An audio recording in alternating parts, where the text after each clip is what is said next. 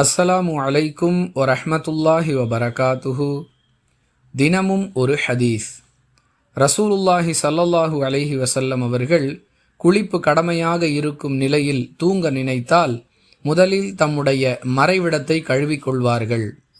பிறகு தொழுகைக்கு உது செய்வது போன்று உது செய்துவிட்டு உறங்குவார்கள் என்று ஆயிஷா ரதியல்லாஹு அன்ஹா அவர்கள் அறிவிக்கிறார்கள். நூல் புகாரி, ஹதீஸ் எண் 287. அன்பிற்குரிய அல்லாஹுவின் நல்லடியார்களே, குளிப்பு கடமையாகிவிட்டால் உடனே குளித்து விட வேண்டும் என்று இஸ்லாமிய சமூகத்தைச் சேர்ந்த பலரும் புரிந்து வைத்திருக்கிறார்கள்.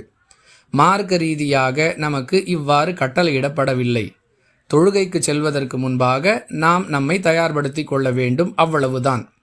இப்படிப்பட்ட சூழலில் குளிப்பு கடமையாக இருக்கும் நிலையில் ஒருவர் தூங்க வேண்டிய சூழலுக்கு தள்ளப்படுகிறார், தூங்க நினைக்கிறார் என்றால் அவர் தம்முடைய மறைவிடத்தை தூய்மை செய்து கொண்டு உலு செய்துவிட்டு உறங்குவது மார்க்க ரீதியாக நபி வழியாக நமக்கு கற்றுத்தரப்பட்டிருக்கிறது என்பது இந்த ஹதீஸ் சொல்லக்கூடிய பாடம்.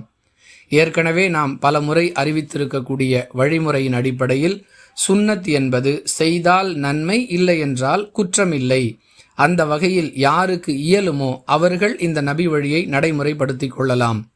ஒருவர் உலு செய்யாமல் உறங்கிவிட்டால் அவர் குற்றவாளியாக மாட்டார், மாறாக நன்மையை இழந்துவிட்டார் என்று வேண்டுமானால் சொல்லலாம். வாஹிரு தஅவானா அனில் ஹம்துலில்லாஹி ரபில் ஆலமீன். அஸ்ஸலாமு அலைக்கும் வரஹ்மத்துல்லாஹி வபரகாத்துஹு.